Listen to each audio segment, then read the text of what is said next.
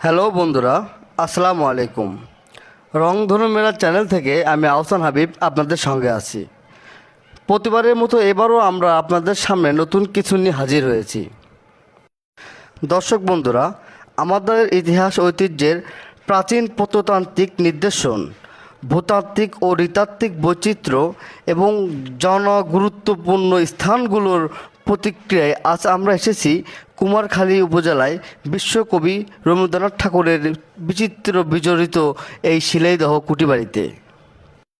1807 সালে রামনাথচন্দ্র ঠাকুরের উইল সূত্রে রবীন্দ্রনাথ ঠাকুরের পিতামহ প্রিন্স দ্বারকানাথ ঠাকুর এই জমিদারির মালিক হন এবং রবীন্দ্রনাথ ঠাকুর এই জমিদারির দেখাশোনার দায়িত্ব নিয়ে প্রথমবার শিলাইদহ আসেন 1889 সালে নভেম্বর মাসে।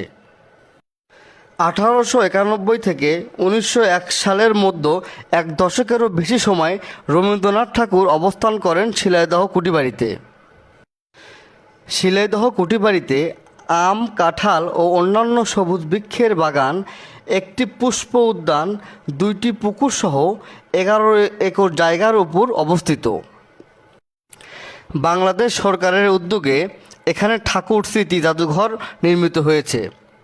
এখানে ঠাকুরের সব ব্যবহারকৃত আসবাবপত্র রাখা আছে।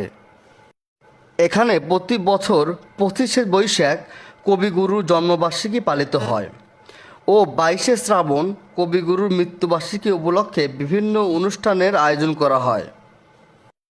এখানে বসেই 1912 সালে কবিগুরু রবীন্দ্রনাথ ঠাকুর গীতাঞ্জলি কাব্যের ইংরেজি অনুবাদ শুরু করেন, যা তাকে 1913 সালে নোবেল পুরস্কারের সম্মান এনে দেয়।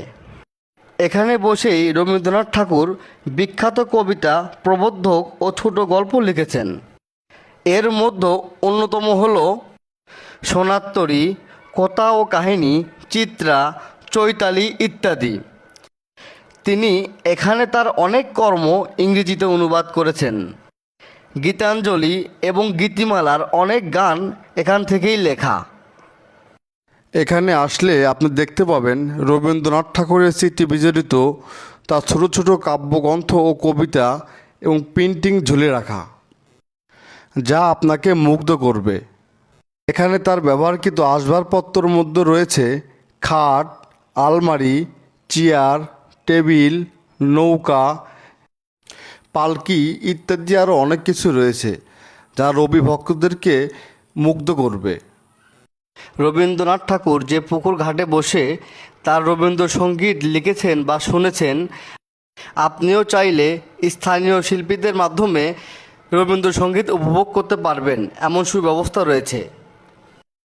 চলুন তাহলে রবীন্দ্রনাথ ঠাকুরের স্মৃতি বিজড়িত সেই পুকুর ঘাটে বসে আমরা একটি রবীন্দ্রসঙ্গীত শুনে আসি। আর যারা এখনও আমার চ্যানেলটাকে সাবস্ক্রাইব করেননি, তাহলে অবশ্যই সাবস্ক্রাইব করে নিন এবং বেল আইকনটি অন করে রাখুন, যাতে আমার নতুন কোনো ভিডিও আসলে আপনার সঙ্গে সঙ্গে দেখতে পান।